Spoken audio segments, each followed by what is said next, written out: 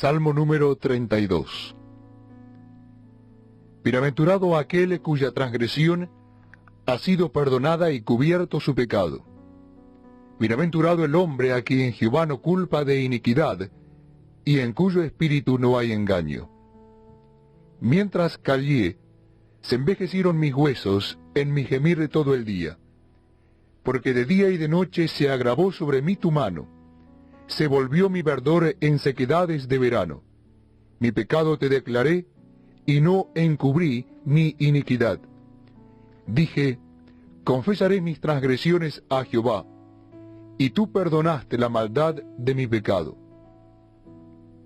Por esto orará a ti todo santo en el tiempo en que pueda ser hallado. Ciertamente, en la inundación de muchas aguas no llegarán éstas a él. Tú eres mi refugio, me guardarás de la angustia, con cánticos de liberación me rodearás. Te haré entender y te enseñaré el camino en que debes andar, sobre ti fijaré mis ojos. No seáis como el caballo o como el mulo sin entendimiento, que han de ser sujetados con cabestro y con freno, porque si no, no se acercan a ti. Muchos dolores habrá para el impío, mas al que espera en Jehová le rodea la misericordia. Alegraos en Jehová y gozaos justos, y cantad con júbilo todos vosotros los rectos de corazón.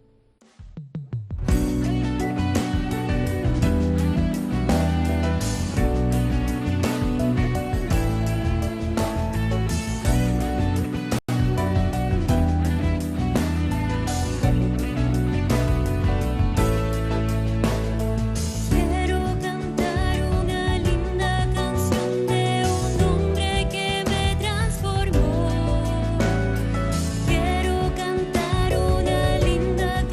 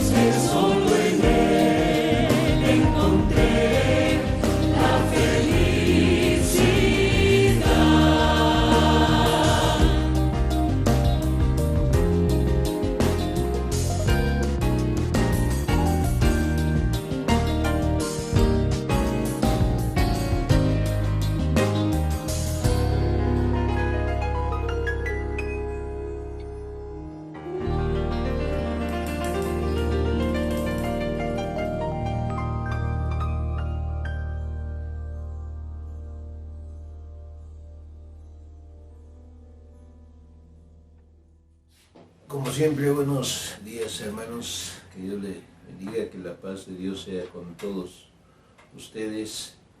Un saludo a mi hermana María Estela por este año que Dios le va a conceder tener en su vida, igual a nuestro hermano Evaristo, nuestra hermana Flor González, también cumpleaños en esta semana que viene. Todos ustedes cumplen años esta semana que viene.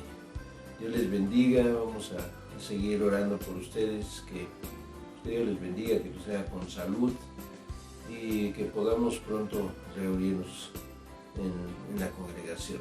Esos son mis mejores deseos.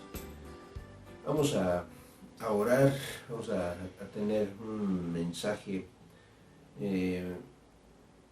pues meramente del apóstol Pedro, que habla a la iglesia de cómo nosotros debemos de actuar, porque somos hijos de Dios, hemos sido escogidos por Dios. Ese es el tema de esta mañana, que se llama Escogidos por Dios. Vamos a tener una oración para iniciar este mensaje.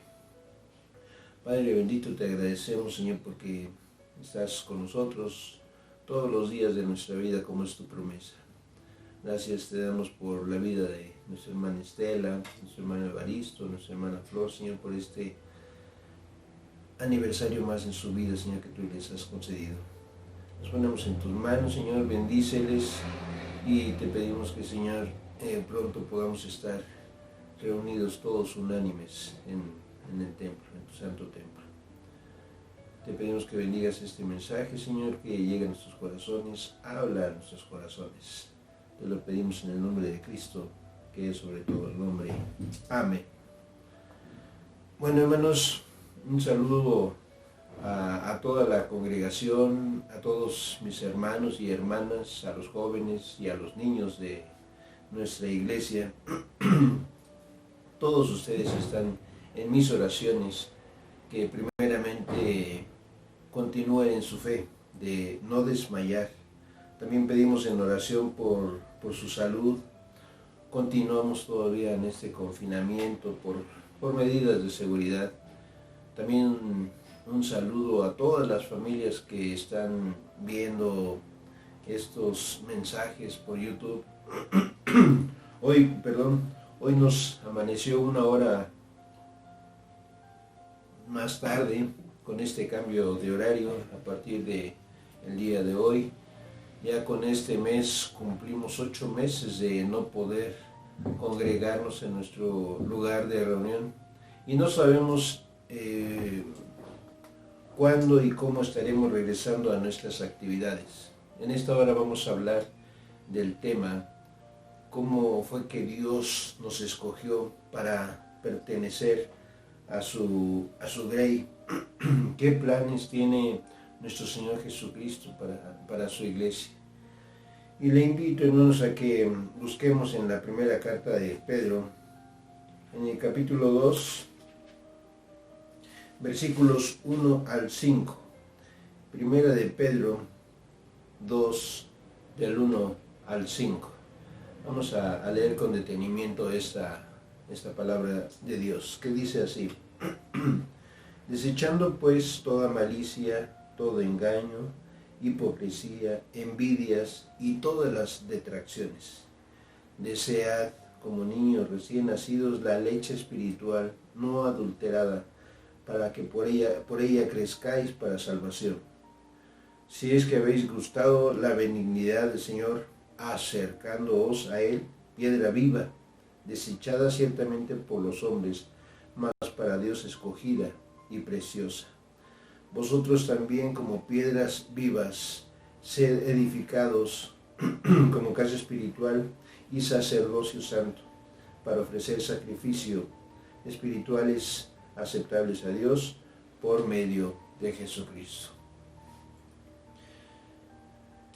El Señor nos ayuda en los momentos difíciles, y en estos momentos Pedro escribe, pero no era el Pedro que nosotros conocimos.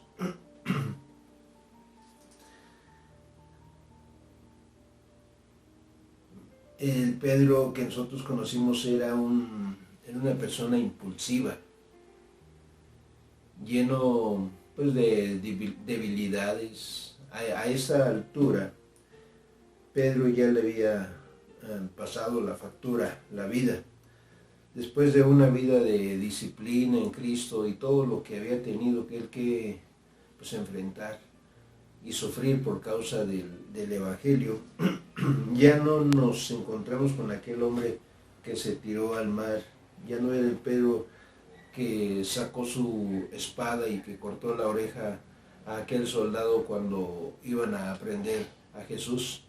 Ya no era el Pedro que dijo a Jesucristo, yo nunca te voy a dejar.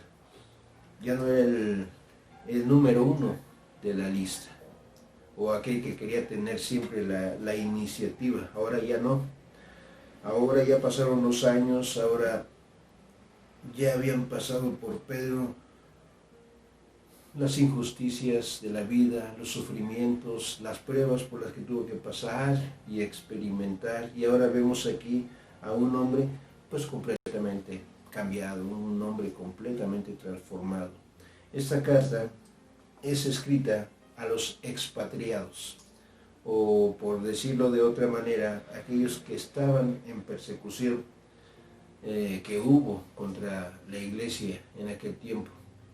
En este año número 63, que es más o menos la época, apenas tenía haber pasado unos 30 años de haber nacido la iglesia y haber crecido, no solamente en número de los creyentes, sino también en número de las iglesias. Dice la palabra de Dios que la iglesia se multiplicaba y eran fortalecidas. Al ver este movimiento, el Imperio Romano se ve amenazado y empiezan a poner cercos para impedir su crecimiento. Entonces empezaron a salir, tuvieron que huir y se fueron por diferentes regiones, y Pedro empezó a escribir cartas a todos los cristianos que estaban dispersos. La mayoría de los cristianos eran gentiles, que se habían convertido al Evangelio, se habían convertido en cristianos, pero pues llevaban relativamente poco tiempo.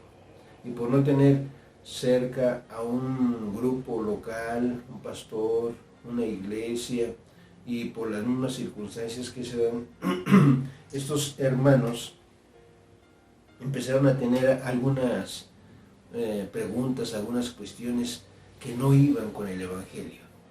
Los hermanos que habían sido dispersados estaban sufriendo las consecuencias de la nueva vida en Cristo. ¿Sabía usted que en esta primera carta de Pedro aparece la palabra sufrimiento 15 veces? Entonces, venir a Cristo, hermanos, es sinónimo de sufrimiento. Yo he escuchado de algunos hermanos que se convirtieron a Cristo decir esto: antes de ser cristiano, yo que no era creyente, no tenía los problemas que ahora tengo. Claro que no tenía esos problemas, porque ahora ha saltado del reino de las tinieblas al reino de la luz.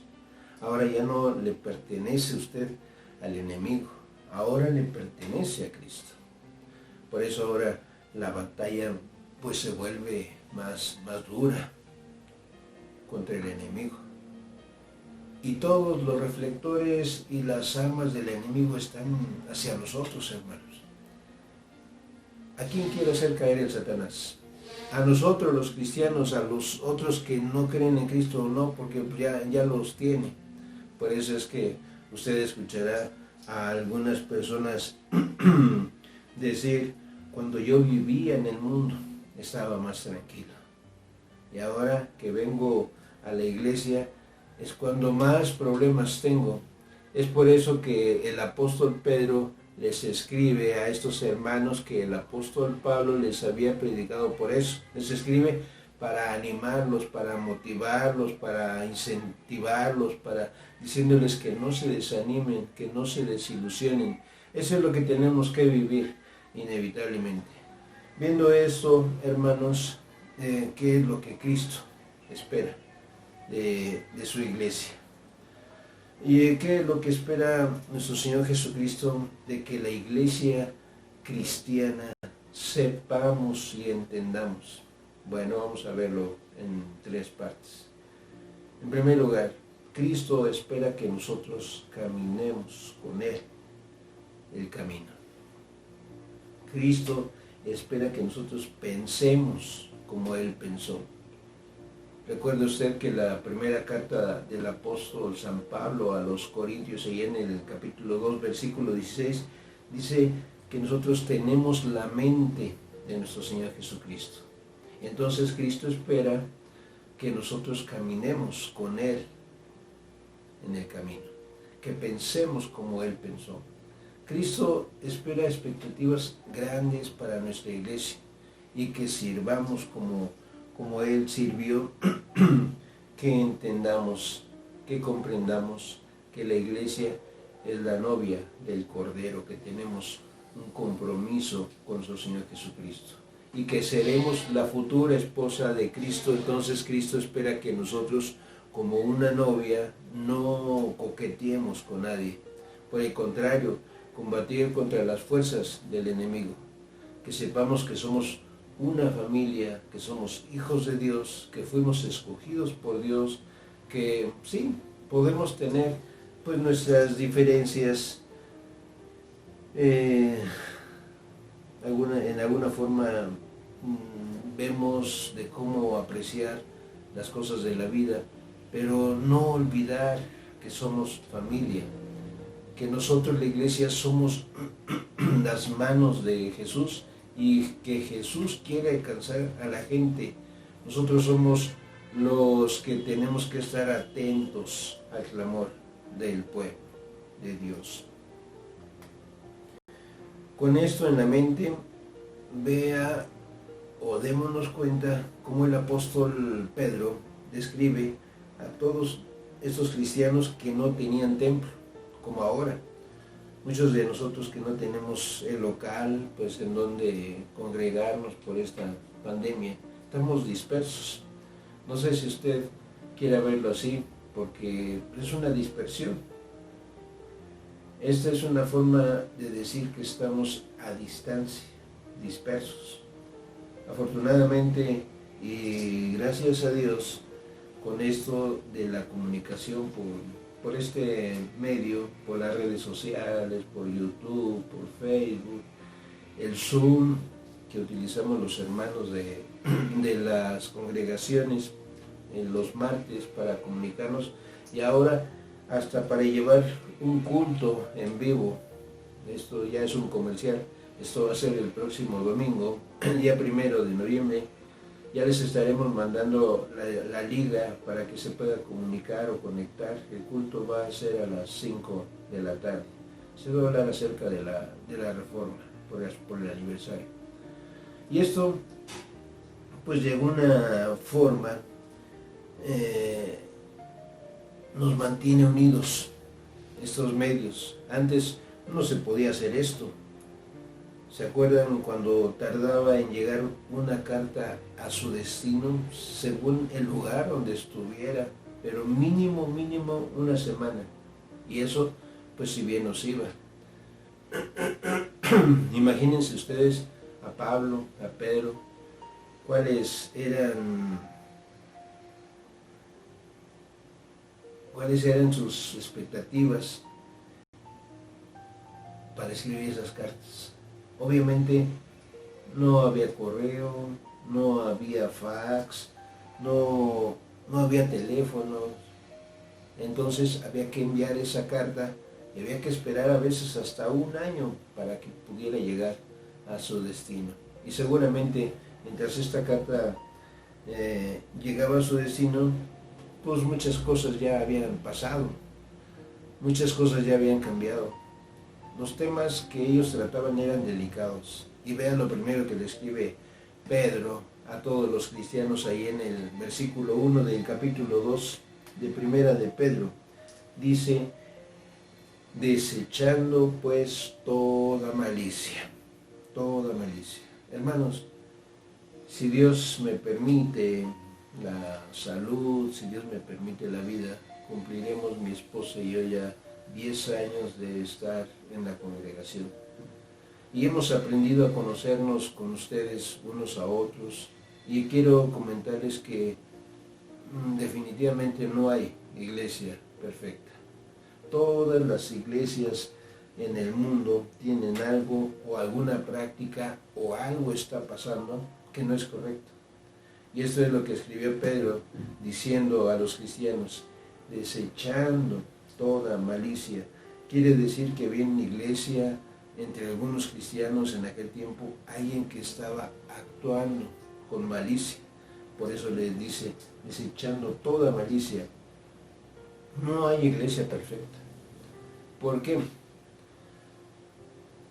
Porque los que formamos parte de ella somos imperfectos. Somos seres humanos. Y por eso es que el apóstol Pedro escribe, tienen que empezar ustedes a desechar las cosas que nos sirven. En primer lugar dice, veo que hay entre ustedes ahí un poco de malicia. Vea la definición de malicia. Malicia lo busqué ahí en el YouTube, en Google. Dice que es la intención encubierta con que se dice o hace una cosa para beneficiarse en algo o perjudicar a alguien. Repito, eso es la malicia. Intención encubierta con que se dice o hace una cosa para beneficiarse en algo o perjudicar a alguien. Hay otra definición que dice que es tramar, hacer algún daño. Está tramando hacer algún daño. ¿Habrá alguien en la iglesia que pretenda hacer alguna maldad a algún hermano? Y hermanos, eso no debe de existir en las iglesias. Hay que, dice aquí, desechar toda malicia. La malicia es tramar, hacer daño a alguien. La malicia es intentar dañar a otro con la intención de hacerle sufrir. Y vean la lista que mencionó Pedro. Así que si en la iglesia, así que si en la directiva, así que si en la sociedad femenil, así que si en la congregación X hay malicia, dice Pedro, hay que desecharla. Hay que tirarlo a la basura. Y no solo la malicia, dice el apóstol Pedro, que es todo engaño, es decir, todo fraude, toda desilusión, toda decepción. No era lo que esperaba, no era lo que yo quería, así se califica el daño. Por eso dice Pedro, desechando pues toda malicia, todo engaño, toda hipocresía, envidias y todas las detracciones. ¿Sabe usted qué es una detracción? Es infamar, es denigrar, eso significa la palabra detracción. ¿Y de dónde sale todo esto? ¿Cuál es el motor? ¿Qué es lo que provoca que yo haga eso? ¿Qué es lo que provoca que yo diga esto? ¿Qué es lo que provoca que yo me comporte así? Jesucristo lo dejó bien claro cuando dijo allá en el Evangelio, según San Lucas, capítulo 6, versículo 45. Lucas 6, 45.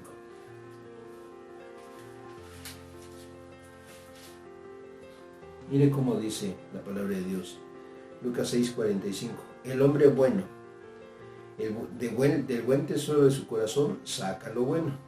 Y el hombre malo, del mal tesoro de su corazón, saca lo malo. Porque de la abundancia del corazón, habla la boca. Hermanos, hay que hacernos una prueba. Y ya no la prueba del coronavirus, sino para saber si realmente hemos nacido de nuevo. Por esto no lo puede vivir en el cristianismo. Esto no se debe pasar en las iglesias a las que nosotros pertenecemos. La envidia se irrita cuando ve el bien en otros. el engaño, la hipocresía, son aquellas cosas que se hacen con fingimiento, pero terminan lastimando a otros. Todo ese tipo de actitudes o de comportamiento que menciona el apóstol Pedro no son las mejores para la obra de Dios. Ese no es el mejor comportamiento para la iglesia que dejó Cristo, que tenemos nosotros que hacer. Preguntarnos, hermanos, ¿qué debo hacer como iglesia? Aquí lo dice el apóstol Pedro. Lo que tenemos que hacer como iglesia es deshacernos de esas cosas.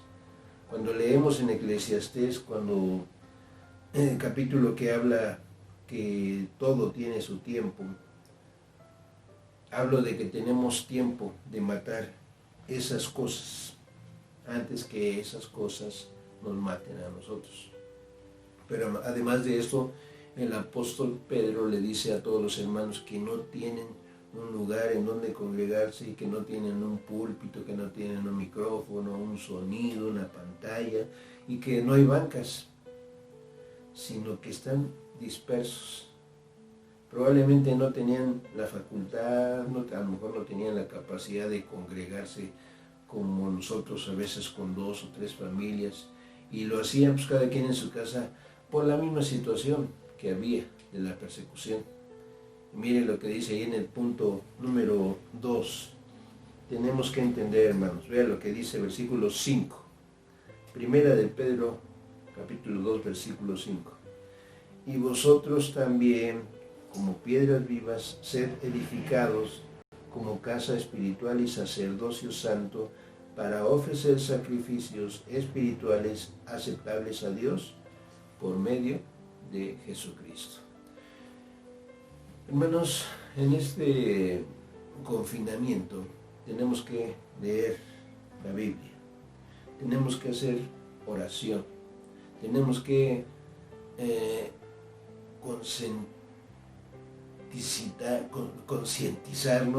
concientizarnos y entender que somos un edificio en construcción. El versículo 4 dice que nos acerquemos a Él. Fíjense cómo dice, acercándoos a Él, ¿verdad? Acercándoos a Él.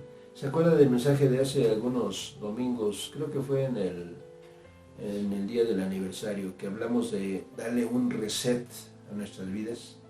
Hay que empezar a hacer las cosas y seguir adelante. La Biblia dice que nosotros somos piedras vivas, igual que Cristo, hermanos, igual que Cristo. Somos piedras vivas, somos una casa espiritual.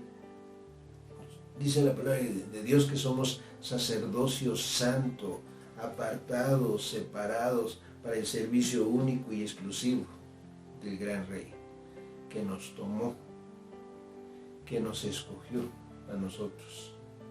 Todos nosotros tenemos en la iglesia un ministerio, todos tenemos un rol, un papel que hacer. Usted tiene su ministerio y eso es lo que necesitamos en la iglesia, que cuando uno falte, ahí está el hermano que lo sabe hacer, que diga, bueno, pues yo tomo el control, como ha sucedido también en algunas ocasiones, que por alguna razón yo no he llegado temprano a las clases de los miércoles, pero las hermanas se organizaban e iniciaban el estudio. Somos una casa espiritual, somos un sacerdocio santo. Cada uno de nosotros tenemos un papel en la iglesia que realizar. El día que Getsemaní se levante, ese día la iglesia será imparable. Porque un día nos hablaron de Jesús y lo aceptamos como nuestro Señor, como nuestro Salvador, y ahora nosotros pues lo tenemos que compartir a otras personas que no lo conocen. La médula espinal de nuestra iglesia, hermanos, debe ser el Evangelio. Por eso debemos cumplir nuestra misión de la congregación. Ahí mismo en el versículo 5 que leímos hace un momento, dice, vosotros también, como piedras vivas, sed edificados como casa espiritual y sacerdocio santo para ofrecer sacrificios espirituales. Mire cómo dice, aceptables a Dios por medio de Jesucristo. ¿Sabe qué queremos nosotros? Que podamos hacer las cosas que le agradan a Él. No como algunos hermanos que salen de los cultos hablando y diciendo cosas tales como, ahora no me gustó la música, ahora no me gustó el sermón. Hermanos, discúlpenme, el culto no es para los hermanos que piensan así. El culto es para la gloria de Dios. Porque hay gente que piensa que todo debe de ser alrededor de él o de ella o de alguna familia, y no. Nuestro culto debe ser, como dice en Romanos capítulo 12, presentad vuestros cuerpos en sacrificio vivo, santo, agradable a Dios. Y no solamente nuestro culto, y no solamente nuestro ministerio. Aquí habla de nuestros cuerpos en sacrificio vivo, santo. Que seamos agradables delante de Dios. Y al final dice, que es vuestro culto racional. Cada ministerio que nosotros tenemos, Dios se encarga de bendecirlo conforme a sus propósitos. Acuérdense de eso. Esa es la clave, hermanos. Él se encarga de bendecir, solamente Él tiene la respuesta. Hermanos, en esta hora vimos aquí 3 cosas. Lo que espera Cristo para nuestra iglesia. Que desechemos todo lo malo, que nos acerquemos a Él y que seamos piedras vivas, que somos un edificio en construcción y que hagamos todas las cosas que le agradan a Él. Eso es lo que Él quiere. Y debemos de darle gracias a Dios porque hemos sido escogidos por Él. Amén. Que Dios les bendiga, hermanos. Vamos a orar. Padre, te alabamos y te bendecimos porque para siempre es tu misericordia. Cuídanos, Señor. Danos tu paz. Danos salud de cualquier enfermedad que pueda tener nuestro cuerpo. Gracias por bendecir a la congregación Getsemaní. Bendice también al resto de todas las congregaciones de San Pablo, Señor. Bendice a los pastores de este mundo, Señor, las familias cristianas. Y nuevamente, Señor, te pedimos que tú seas con cada uno de los hermanos de la congregación de Getsemaní. Te agradecemos por tu palabra, en el nombre de Cristo. Amén. Que Dios les bendiga, hermanos. Nos vemos en la próxima semana.